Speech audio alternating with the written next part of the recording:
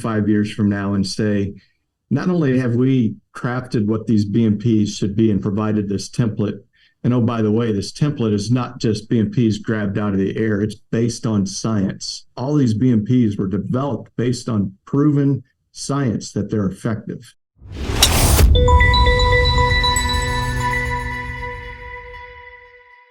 Hi, everyone. I'm John Failla, and welcome to the Golf Sustainability Podcast. Today, I'm joined by Kevin Sunderman, who is the Chief Operating Officer of the Golf Course Superintendents Association of America. And today, we're going to be talking about the great work they do in the industry, which all goes into helping advance golf sustainability. They're the primary association serving the nation's superintendents and greenskeepers whose tireless work make our enjoyment of the game possible. Kevin, welcome to the podcast, and thanks very much for joining me today. Thanks, John. Thanks for having me. Well, listen, it's, the place to start is generally best to, have my guest give us an overview of kind of your background, your personal journey that's led to your current role as Chief Operating Officer at the GCSAA. Yeah, so I'd say that background takes me all the way back to being a kid growing up in rural Ohio. I grew up playing mom and pop golf courses and developed a passion for the game of golf. But being in rural Ohio, had a background in agriculture. And naturally, when you combine golf with agriculture, you get the career path of becoming a golf course superintendent. So that took me to Ohio State University, where I earned a bachelor's degree in turfgrass science. And we can fast forward through a career of a little over 20 years as an assistant golf course superintendent and a golf course superintendent. Spent the last 18 of those years at a property called Isla del Sol Yacht and Country Club in St. Petersburg, Florida. Great place to work, wonderful setting. But an important part of my career as a golf course superintendent was engagement with the local, state, and national organizations, associations that support our industry. So that culminated with a time spent on the National Board of Directors for the GCSAA. Mm-hmm. And every step of the way through that engagement and through being a superintendent, you just learn more about the industry and you learn more about the people in the industry, and you just become more and more involved. And having the opportunity to serve on the board of directors for GCSA, that opened up my eyes to a potential area that I hadn't previously been involved with, and that is really a business-focused area, a business-driven area. And so I actually took some time to get an MBA throughout all that process, strengthen up my business background. And unexpectedly, the previous COO, well, unexpectedly to us, I'm sure he had it in his plans, but when Bob Rehnquist retired, it just kind of opened up a door that said, you know what, I think my time as a golf course superintendent, maybe that time has come to an end. Mm-hmm. I've got a new calling here where I can continue to serve the industry at a higher level. So ultimately, that's what brought me on board here to GCSA. I've been here just over a year, and excited to be working with the team here.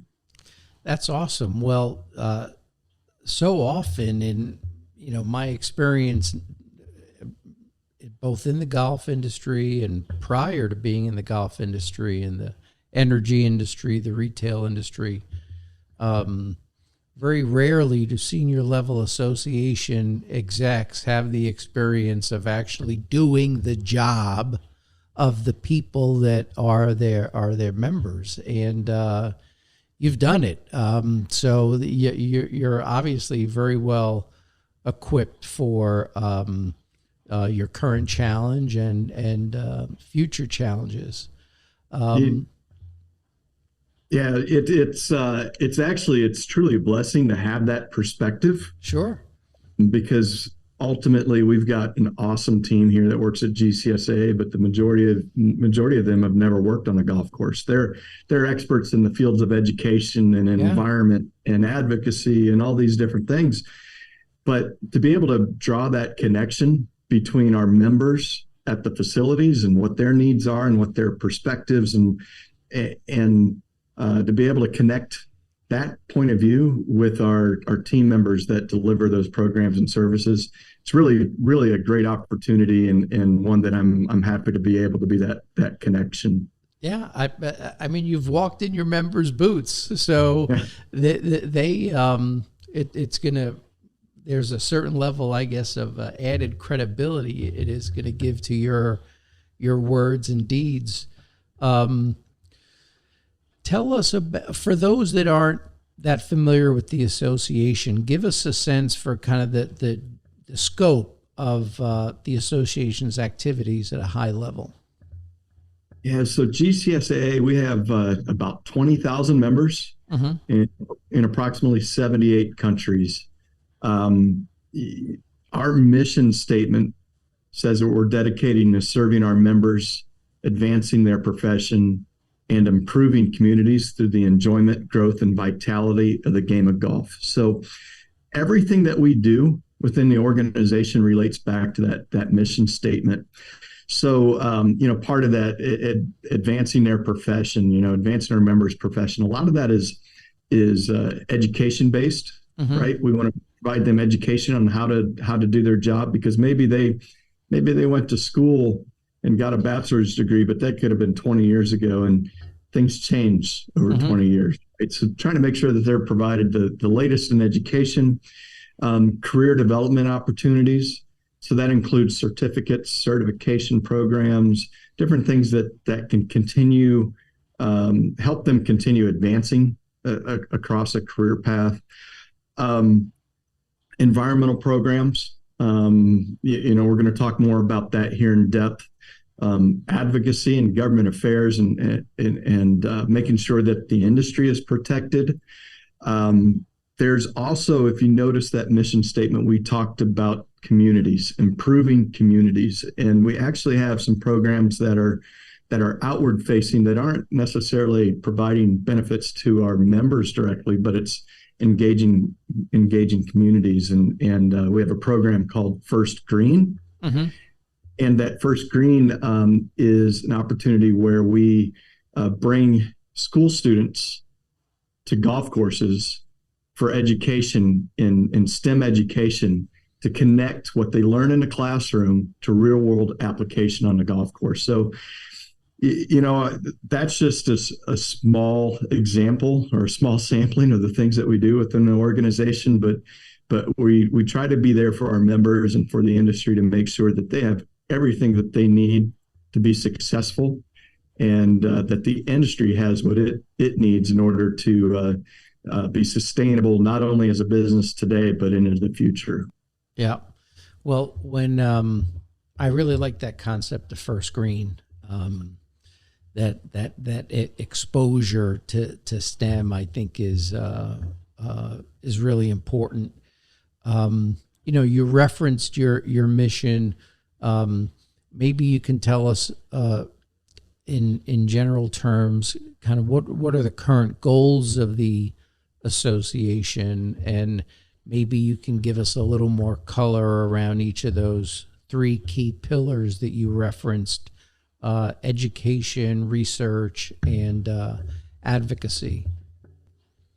Yeah, so our association, we're 97 years old, but if you go back to the very beginning, we've always had three pretty strong pillars.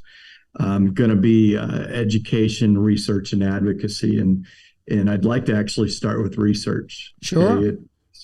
It's the key point, right? The research is twofold. One, it's scientific based. The research you often think about, in a laboratory or test plots where you're trying different things, you're gathering scientific data, trying to figure out what works, what doesn't, best ways of doing things. But the other aspect of research is data gathering, information gathering, finding out what's being done in the field where needs are, what works in terms of implementation, where are the hurdles. So we use this data research or this research, whether it's data gathering or scientific research, to build education, right? We use that in order to figure out what do we need to teach people? Where do we need to go? So we use the research to drive education, so that education, we're educating golfers, we're educating owners, and most importantly, we're educating our members on how to do their jobs to the best of their ability. We use all of this then to drive advocacy. And advocacy is that goes down a couple different paths as well. You have traditional advocacy that you think of in terms of government, right? Supporting what it is that who we are as an industry, what we do, maybe trying to disprove some myths or get some mindsets into what golf truly is, as opposed to what the perception may be. But advocacy also goes back to the communities and letting them know what golf is and the asset that we can be in their community, whether they play the game or not. So it's once again, it's the research that drives innovation, which drives education, which then allows us to communicate on it. That's it's interesting. I've been familiar with your initiatives in each of those three areas. The way you really tied it together with research being the foundation that drives those two other pillars makes a world of sense. And your environmental profile study, golf course environmental profile study, is just an incredible piece of research. I think the most recent edition of it came out earlier this year, and it's in various volumes. I've got a copy of it right here, kind of water use, nutrient use, and tell us a little more about that, and give us an overview of that research and how members use it.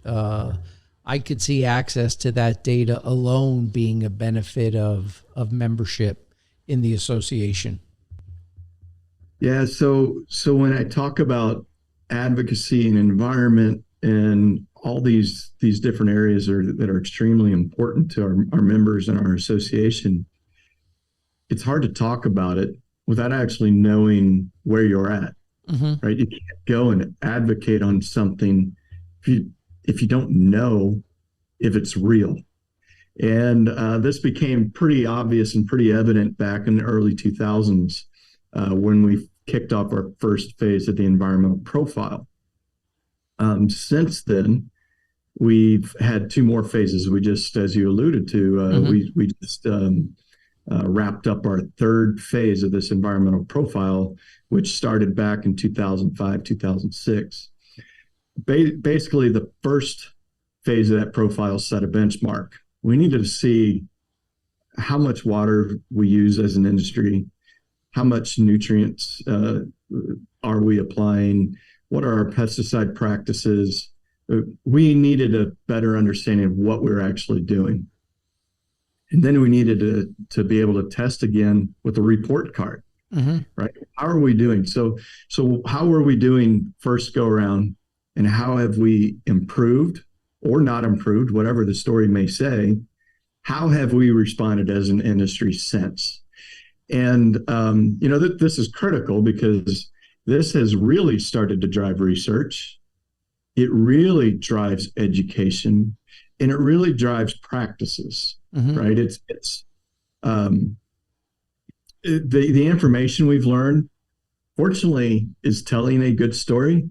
So some of the details in that profile would be the fact that since that first phase, golf has reduced its water usage by 29%. We've reduced nutrient inputs. So nitrogen is down 41% since that first go around. Phosphorus is down 59%. And by the way, that nitrogen and phosphorus are key for water quality. because as you reduce that, and you can minimize any opportunities for those nutrients to make their way into the water source, you have a great opportunity to reduce algae blooms and things of that nature. We've reduced 54% of the potassium applications.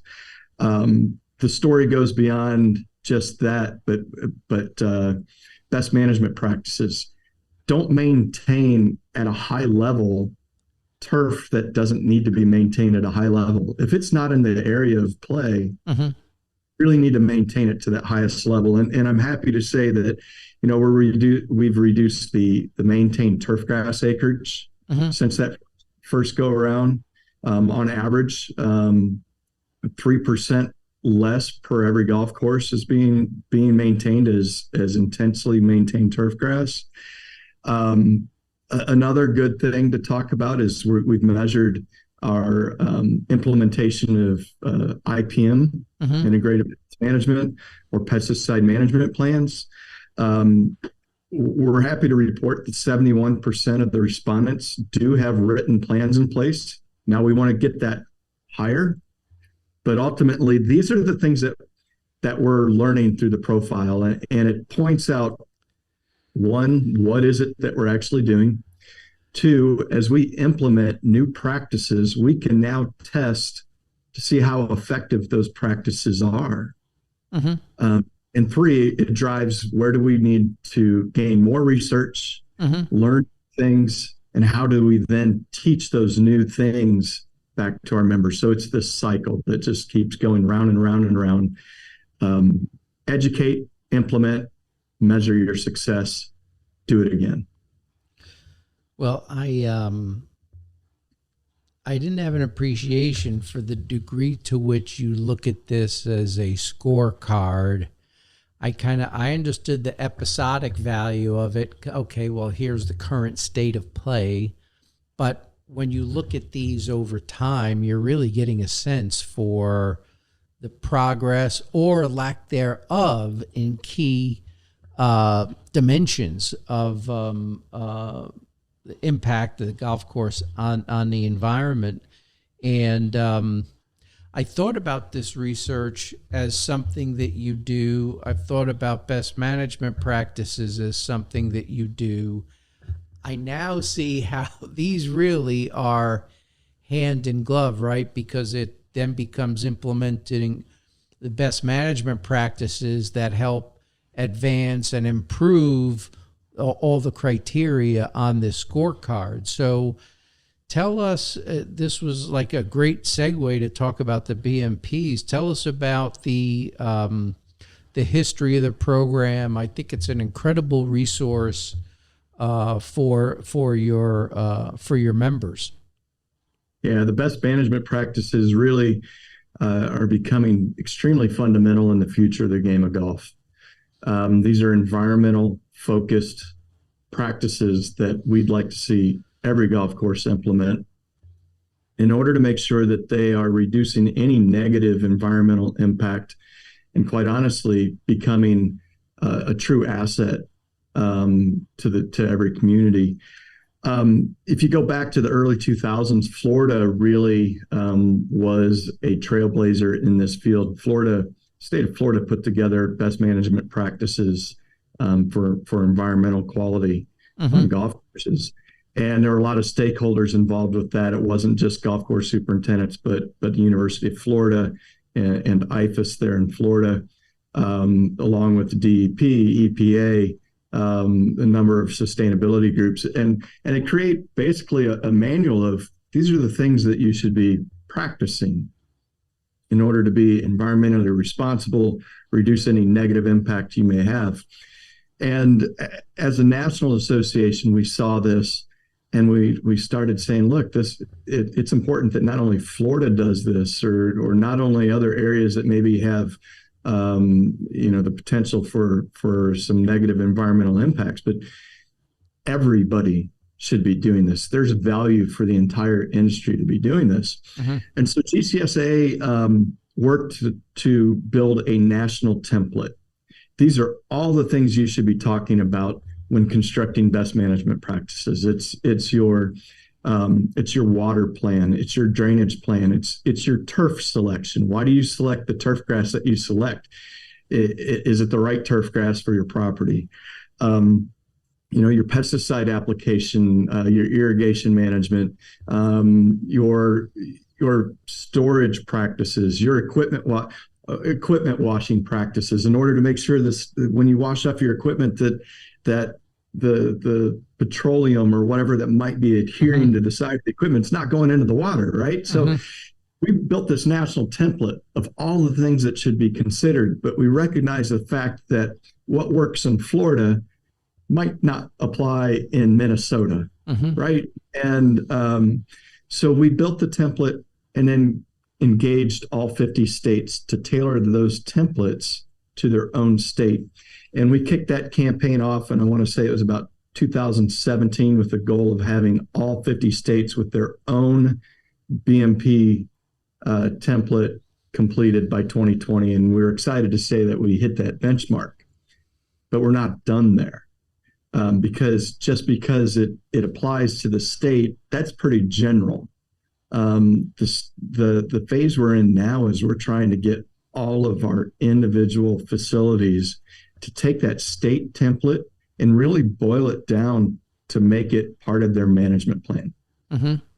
That's important because we want them to put their turf types. We want them to talk about their watering plans and practices and how they make their decisions on whether or not they're going to irrigate. We want them to talk about their scouting practices, and all of these things need to go into their management plan when they build their agronomic programs. That's part of your annual plan as a program as a superintendent, is to put together your program. So use your best management practices to craft your programs, to build your budgets, to really go into the year with a plan on how you're going to operate, and almost a Bible of this is what I do. With that being said, that's just the start, right? That's the start. The next step is, through these best management plans, how do we get people to set goals, becoming better, right? So this is what I'm going to do this year. I'm going to aim to reduce my water by 5%. How am I going to do that, right? I'm going to aim to reduce my nutrient applications by 5%. I'm going to aim to reduce my pesticide applications, whatever it might be. Or it might not always be reduction, but it might be, once again, better practices in terms of, I'm going to now calibrate my equipment every 3 applications, or every single application, whatever it might be, as opposed to whatever they were doing before. It's all about incremental improvement. If we can get the entire industry to drive towards incremental improvement, that, what we can do together, or what you can do in small steps at a single facility, once multiplied out times 14,000 golf courses, has a huge impact. Yeah, that's awesome. To think that you've made the progress that you've made, as evidenced by the golf course environmental profile, over the last 10 years, prior to these national templates, state-specific templates being in place, it really bodes well for the type of progress that can continue to be made, assuming that there's implementation and application of these state templates in all 50 states. I knew Florida was very active in the BMP program. I didn't have full appreciation for the fact that it was the genesis of it, which is really pretty cool. Now that Florida is my home state, of course. But go ahead. And I do want to, I want to make sure that we recognize that there's some others that definitely had some steps in that direction as well. I know Georgia in the 90s had some severe drought situations. And so specifically around water, Georgia was key in water BMPs. And then there were others similar to Georgia that really some big trailblazers in this area that have helped us get to where we're at today. Great. And that's an important additional comment. In given my effort to give Florida all the credit. So I'm glad you clarified that, Kevin. So, you talked a little bit about where it's headed. What's your sense for where the BMP program is headed? During our last conversation, we kind of talked about validation, recognition, certification. Where does this go? I mean, I have a sense you have a clear vision for what you'd like this to be 5 years from now. We definitely have a vision in terms of what we see out there as an industry, right? Mm-hmm. It's the things I just talked about. Is we want everybody on board. Mm-hmm. Everybody on board needs to drive towards continual improvement, and we recognize that some people's ability to implement the 900 plus specific BMPs that exist in the manual. Mm-hmm. Some people can do it on a much easier scale than others, but ultimately we want continual improvement. We're not quite sure what it looks like yet, but we want to be able to come back in 5 years from now and say, not only have we crafted what these BMPs should be and provided this template, and oh, by the way, this template is not just BMPs grabbed out of the air. It's based on science. All these BMPs were developed based on proven science that they're effective. Mm-hmm. We have these BMPs, and now all of these facilities are working towards their implementation. We want to make sure that everybody's driven towards continual improvement, because quite honestly, we're not there yet. We've got the roadmap, mm-hmm. but we need to get people on board. We need to figure out a way to get everybody engaging, not just the top 10%, 20%, but we want everybody to engage, to buy in, to see how significant it is across the board. Ultimately, we feel that it's not enough to be able to say, well, golf has a minimal negative environmental impact. That's mm-hmm. not a good statement, mm-hmm. right? Mm-hmm. It's not enough to me to say that golf has a neutral environmental impact. Ultimately, what we're driving towards is the fact that through our BMPs, through the implementation of those BMPs, through integrated pest management, through all of those things, I want to be able to say 5 years from now, 10 years from now, that golf has a positive environmental impact and your community should want golf courses there. Whether you play the game or not, people should be asking for golf courses to be in their community. Amen. I believe. I'll tell you what, that's powerful. In an upcoming episode, I've got a conversation scheduled with Brian Horgan from Michigan State University, who's actually done this great quantitative research to try to define the actual benefits of golf courses in communities. And it's important work. It's a compelling vision, and it's very exciting. And I look forward to following the progress of the association. So that's where you want to end up, and it is very compelling and very exciting.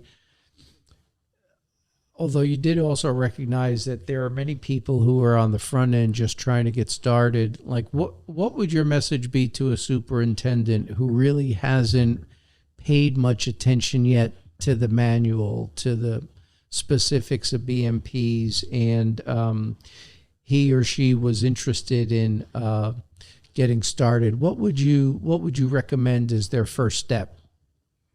Yeah, first of all, it's just take that first step, whatever it is. So it's watch the webinar, or it's open up the manual and just see what's in it. Open the tool. We have this great tool to walk our members through the process of customizing the template to fit their facilities. Make a goal, list it out there that, hey, this week I'm going to focus on water. Next week I'm going to focus on my nutrient plan. If you make that if you set that goal out there, Mm-hmm. To one, open up the tool, see what it entails. Two, just to make a plan that each week you're going to attend to another aspect. By the time we get through winter, it'll be complete. And don't just leave it there, but make sure that you revisit it Mm-hmm. every year as you go through that annual process of building your next year's plan and building your budget.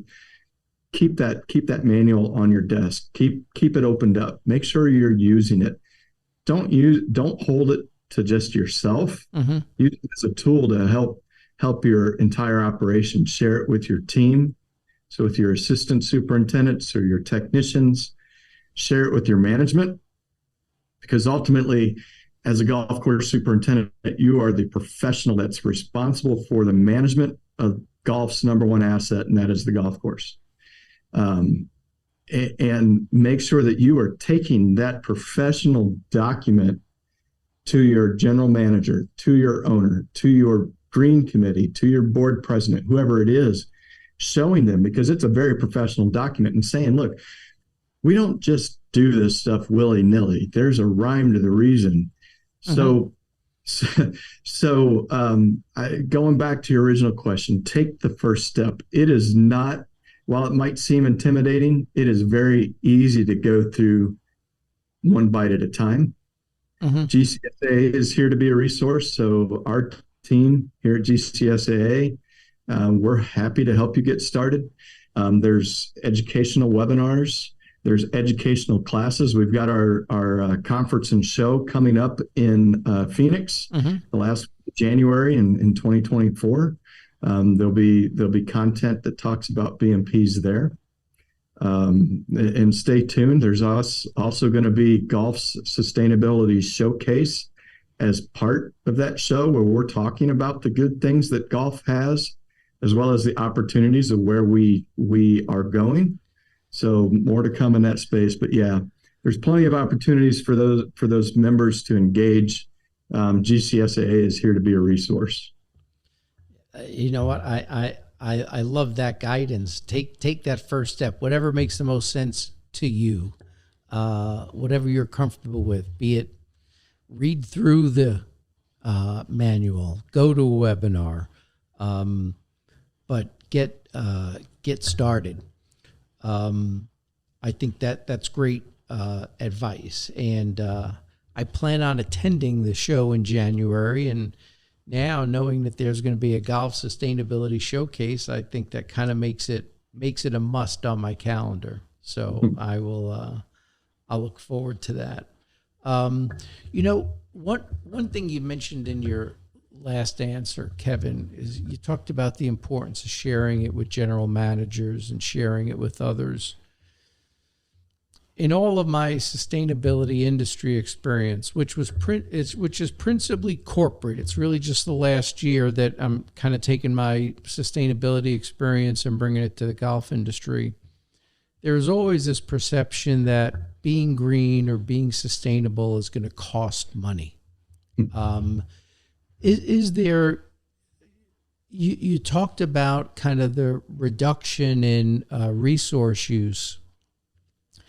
Are there commensurate dollars associated with that? Like, how strong is the story for the economic benefits around implementing best management practices? Specifically when we talk to resources, that's gonna vary depending on the property. Right. Sometimes if it's simply cutting out some of the products that have been applied, instantly you can look at a savings there. But sometimes in order to make that savings happen, you have to reinvest those dollars elsewhere.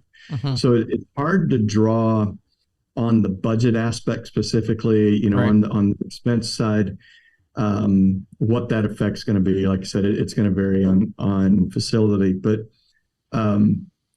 when we're talking about owners and general managers in that bigger picture, though, I do want to talk about the opportunity that this drive towards sustainability and better implementation of resources or conservation, those different things.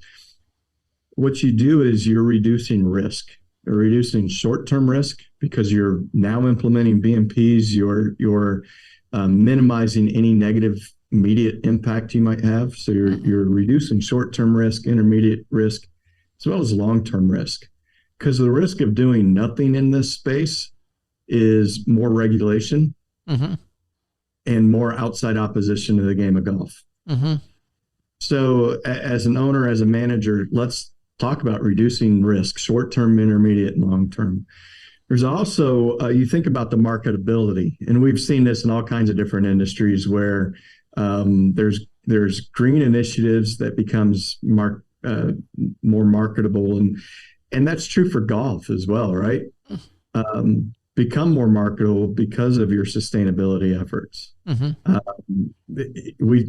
A lot of people talk about future generations, the up and coming generations. This becomes more and more important to them. Mm-hmm. The truth is, if you survey all generations, it's more and more important to all generations that we become more aware of our environmental impact and making sure that we have a positive environmental impact. So not only bottom line driven in terms of cutting expenses, Mm-hmm. that's not the only focus. It's more on the longevity of reducing risk, becoming more marketable, becoming a better neighbor to the community, all Mm-hmm. of those things. You think about some of the things that golf does and Mm-hmm. can continue to do and can expand upon: wildlife habitat, green space in urban areas, water filtration, pollinator habitat.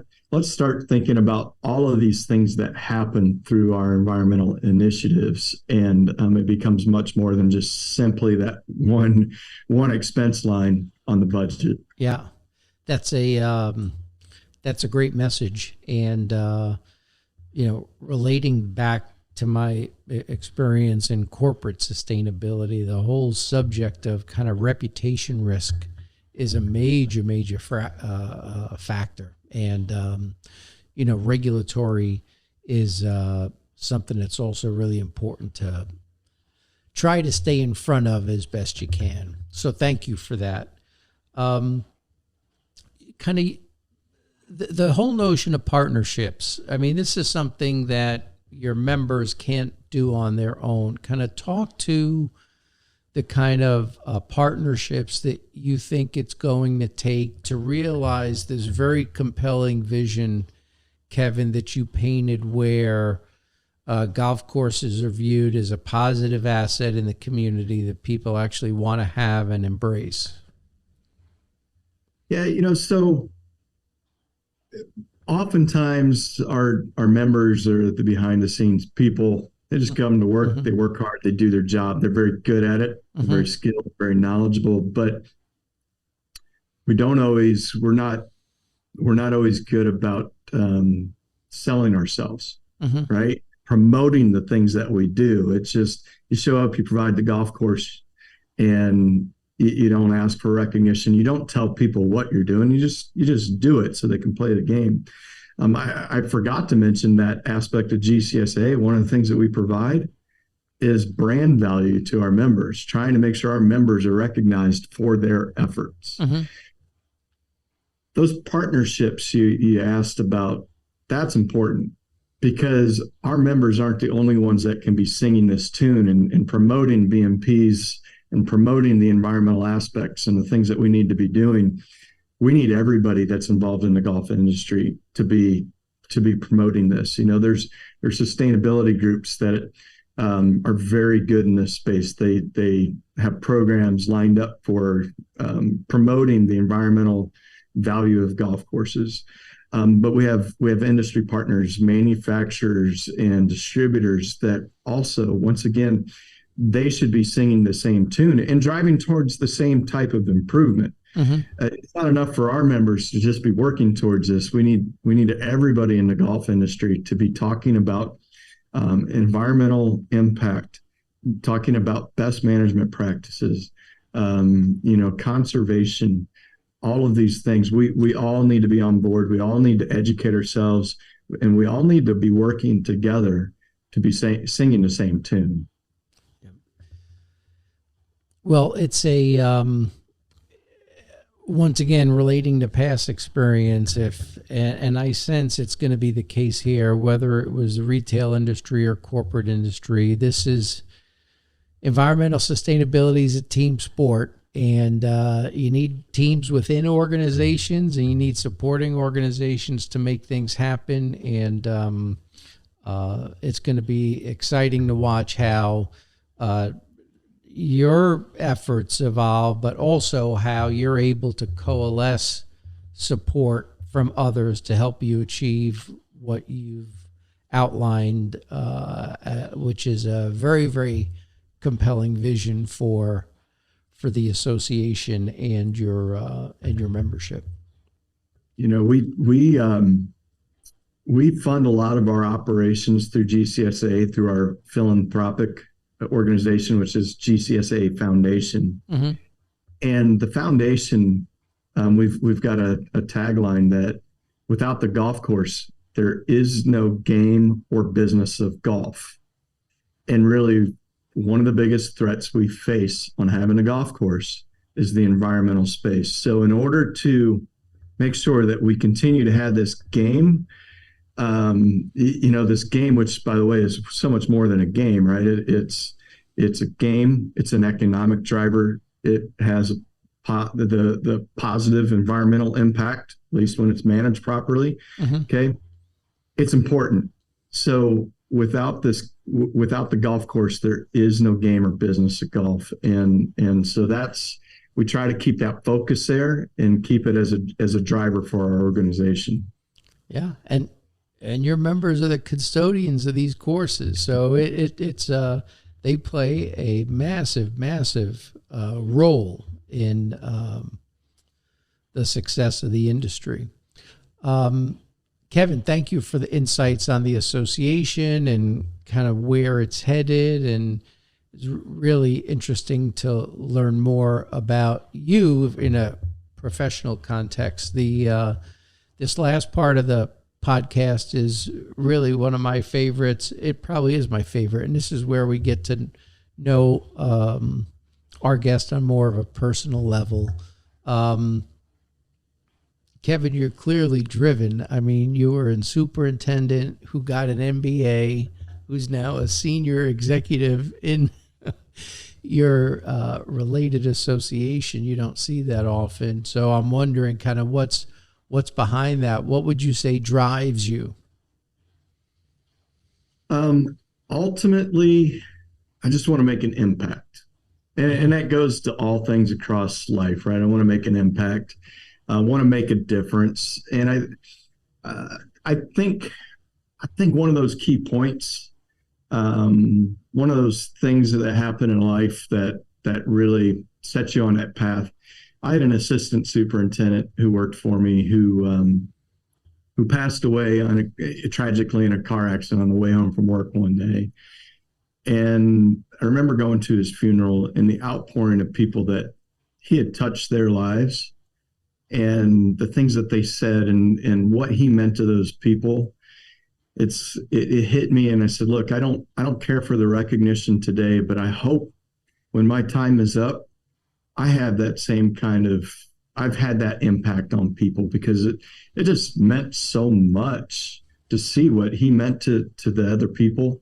And so ultimately, to make a difference, when I came on board here at GCSAA, I shared with the team the fact that, as a golf course superintendent, I always felt like I had the opportunity to have an impact on the lives of my crew, my team that I worked with, had an opportunity to have an impact on the other employees at the club. If we did our job right, mm-hmm. they would be successful as well. And ultimately, I had the opportunity to impact the lives of the members that enjoyed playing the game at the golf course. But when I came on board at GCSAA, I talked about it with our team. I says, we have the opportunity to not only do what I felt like I could do individually at a single golf course, but now we can impact our 20,000 members to then impact the lives of their coworkers, their golfers, and beyond, right? The communities that we impact. So I truly feel the work that we can do at GCSAA can impact the entire world. Yeah. Well, listen, it's there's a definite multiplier effect. I mean, there's no question about it. And that's I find you to be pretty inspiring, Kevin. I want you to know that. Speaking of inspiration, who's inspired you? When I hear that question, it's hard to pull out any, a whole lot of specific names, but you always think back to all the great leaders, that the people that have made differences in other people's lives. And, whether it's our founding fathers of the United States of America, or the Martin Luther Kings of the world. And it's the people that made a difference. They step out and they realize that maybe it's not the easiest path, but they want to make a difference in people's lives. Those are the kind of the individuals that inspire me. I will say that I'm inspired every day by our chief executive officer, CEO here at GCSAA, Rhett Evans. Anybody that knows Rhett knows he's passionate, knows that he's a go-getter.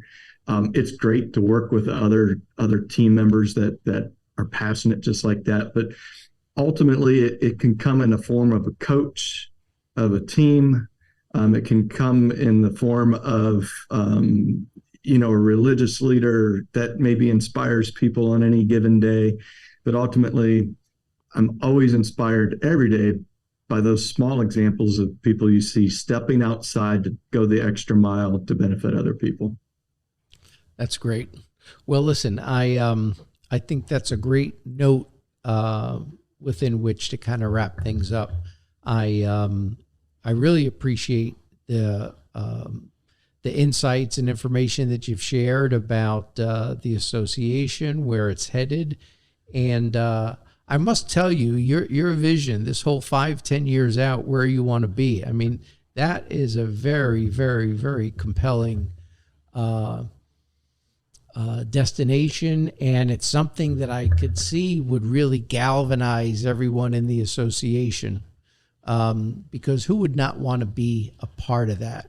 And it's going to be a lot of fun watching what you do over the next 5 years, Kevin. So thank you very much for being with us today on the Golf Sustainability Podcast. Thanks so much for having me. It's been a great opportunity to be here. And it's not just my vision, but I can tell you the team shares the vision as well. So thank you. And to our listeners, thanks very much for joining us today on this very, very interesting and inspiring episode of the podcast. If you enjoyed the podcast today, please subscribe on your favorite podcast player. And make sure you tell your friends about us. We're just getting out of the box with our first 10 episodes, and we need help sharing the word. So tell your friends and colleagues about it. Subscribe to the podcast, and we look forward to you participating in future episodes. Thanks very much, and have a good day.